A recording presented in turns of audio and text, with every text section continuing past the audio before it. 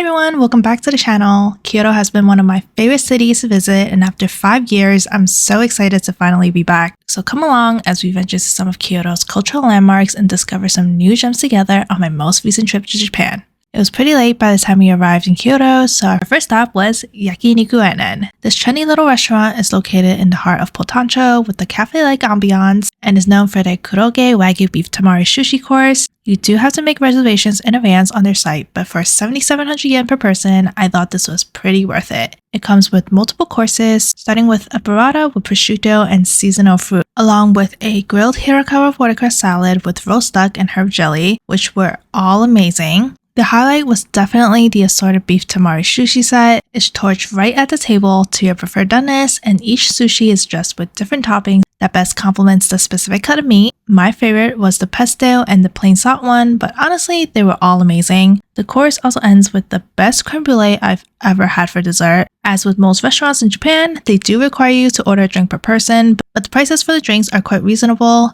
Highly recommend trying the honey lemon sour. It's so good and under 600 yen. Not to mention, the staff were super attentive and even gave us candy on our way out. It started to rain after dinner, so we made our way back to our hotel. We did make a pit stop at this cute little ceramic shop down the block from enen. They had the cutest rabbit-themed ceramics, and we could not hold ourselves back and brought some chopstick holders. Just look how cute they are. Anyways, we got into a taxi and made our way back to our hotel, the Kyoto Umekoji Kadensho. It's about 10 to 15 minutes drive away from Pontocho in the Gion district, and with the yen being so weak right now, I highly recommend taking a taxi when in Kyoto, especially if you have a party of 3 or more. It'll save you a ton of time and it's super easy, especially if you use the Go Taxi app. This is not sponsored by the app in any way, but it was just so easy to use and eliminates the potential language barriers with the taxi drivers. Not to mention, the app also kept giving us 500 yen coupons as new users, which is always a plus. Okay, back to the hotel. Kyoto Umekoji Kadensho is owned by the same hospitality group as the Onoyado Nono chains, which has been all over social media. The key difference here is that alongside the many freebies that's offered to guests,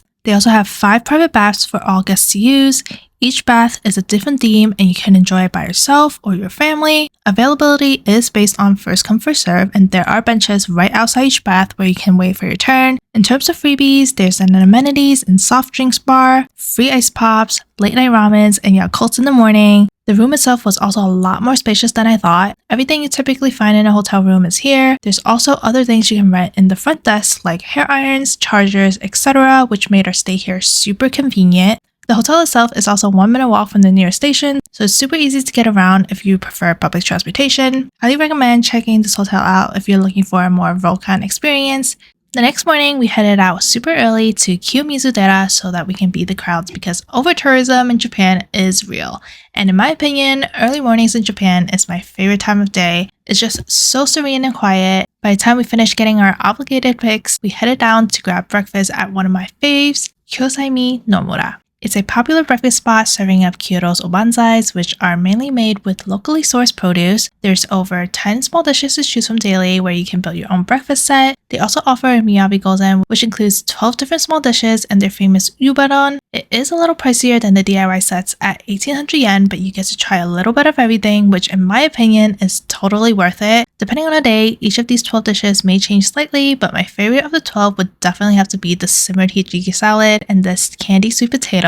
I could binge these all day, every day. The star of the show, however, was definitely the yubadon. It's a must try, so comforting to eat, and it's just one of those meals that will instantly warm your soul. Please make sure to get this if you stop by. The restaurant itself is spacious with plenty of seating and has a calming ambiance, so you can quietly enjoy a healthy and well-balanced meal to start your day. After fueling our stomachs, we took a short walk to Mikane Shrine, aka the Money Shrine. If you love money, you do not want to miss this. This is a pretty small shrine, but has garnered a lot of interest from both locals and tourists, as it's known to bring good fortune to your wallet. Not to mention, they also have these super cute amulets that you can purchase. Unfortunately, when I went, it was sold out, but I did manage to snag a little fortune slip and a charm to hopefully keep my wallet happy. And speaking of shrines in the area, if you have pets or just an animal lover in general, you'll also want to stop by the Byodoji Temple. They sell amulets intended to keep your fur baby safe and healthy. As a pet owner of 2, I had to get some. Honestly, if I could make them live as long as I do,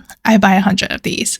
Alright, it's finally time for some cafes. Our first stop was Rokujuan. This cafe is owned by the same hospitality group as Gion Duck Noodles and Gion Duck Rice, but is unique in its own way as it's situated in a historic Japanese-style building previously owned by artist Imao Kitoshi, and dining here is an experience itself. Upon entering, you'll receive a quick tour of the house where you can get a glimpse of the artwork and craftsmanship that has been left behind. We were super lucky and was seated at the perfect table with a garden view which you can actually go take pictures in. We ordered a duck porridge and this beautiful warabi mochi. The duck porridge was a simple but comforting dish and was presented beautifully along with the warabi mochi, which had edible flowers in it. This warabi mochi is a bit more structured than most warabi mochis, which I prefer, and the kinako powder and syrup was the perfect complement to the mochi. This is definitely a must try here. We had no time to waste, so as soon as we were done eating, we were on to our next stop, but we still made time for some ice cream at THISIS SHIZEN. Not only is this a gorgeous plant nursery, but they also serve the prettiest ice cream ever. You do have the option to choose your own flavors, but we just went with their seasonal one for spring, and to my surprise, it tasted just as good as it looks. It's not too sweet and was the right size to share between 2 people. Definitely recommend stopping by for a quick treat if you can. After a quick little indulgence, we headed over to Zen Kashoin for their beautiful spring parfait. This cute little cafe is just a few blocks away from the Nijo Castle, and as their name suggests, it's super zen and a great place to unwind. They have a wide menu of sweets, and for the Sakura season, they launched the cutest parfait in strawberry amitsu. The parfait consists of a pink Karuchan candy dressed with sakura shake meringue. Once drizzled with their house-made strawberry sauce, you'll find layers of goodies ranging from shiratamas, ice cream, cake crumbles, sakura jellies, and more. And the strawberry amitsu was just as phenomenal with red bean, agar jelly, and ice cream. You can also get their sakura soda, which came with their own sakura puree and jelly that perfectly complements the dessert. There's also a gift shop right next to the cafe, so you can bring back some souvenirs. They do have seasonal desserts and parfaits each season, so definitely make sure to stop by even if you missed this one. I personally will stop by again for the grilled dango experience in the fall. Speaking of experiences, the next stop on our trip is a tea omakase at Taiga Takahashi's store. I absolutely love tea, so I knew I had to try this out. This is reservations only in quite an intimate setting. They're both alcoholic and non-alcoholic options with 5 courses. Each tea is complemented with a small dessert that highlights the tea that's being served. The menu changes monthly, so what I had will change depending on the month you go. We did get the non-alcoholic tasting and honestly enjoy some pairings more than others. Everything from tea brewing to the dining and overall presentation was served with intention, and overall this is more of a performative experience, so don't expect to be able to sit and catch up with your friends, as the atmosphere does get very quiet throughout the process, which makes it a great place to escape the hustle and bustle of Kyoto, but just keep in mind that this does take up a bit of time due to its performative nature.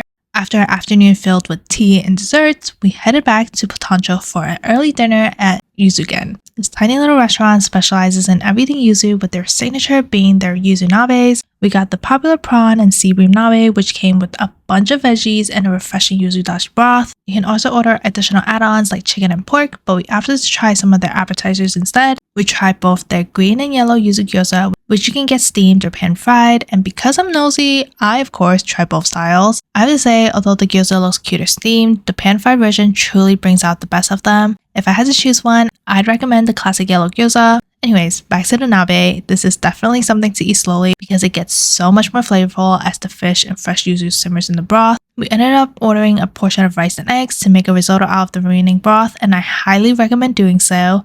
It was such a comforting way to end the meal. We did make reservation in advance via the website, but they also accept walk-ins. If you stop by, don't forget to give their yuzu drinks a try.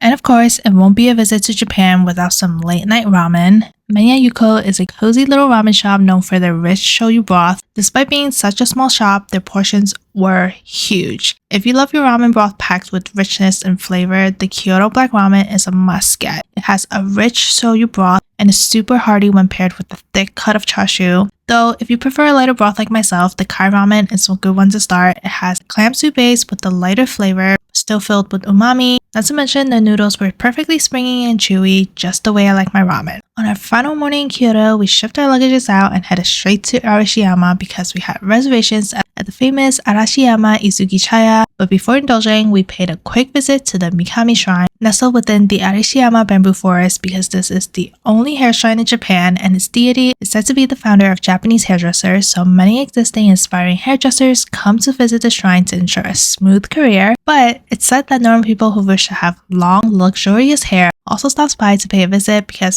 who doesn't love good hair, right? It's a relatively small shrine, but it doesn't hurt to pay a visit, especially if you're visiting the bamboo forest anyways. After a quick little excursion, we finally headed over to grab breakfast at Arashiyama Itsukichaya. It's right next to the river, so you get to enjoy your meal with the riverside view. It was also my birthday, so they prepared my meal with a special birthday setting. It's really the small attention to details that makes me love being in this city. The preset seasonal meal was phenomenal. The set changes seasonally and highlights ingredients harvested within that season. Everything was delicious, especially their signature golden egg rice bowl. It's so flavorful. This place is definitely worth the extra effort to book in advance, and I highly recommend booking the riverside view if you can. We ended our breakfast with a quick stroll back to Toketsu-kyo Bridge, where a lot of the souvenir shops and cafes are. We ended up stopping by the famous Kumonocha cafe because I just cannot leave Kyoto without trying their super famous cloud cake. And to my surprise, the cake was not as bad as I'd imagined considering how hyped up it's gone over the years, but I do wish I tried their seasonal cloud cake instead of the traditional one. The cafe itself was super spacious. It was a great place to get away from crowds and rest up, so definitely consider checking out this location instead of the other ones in Gion.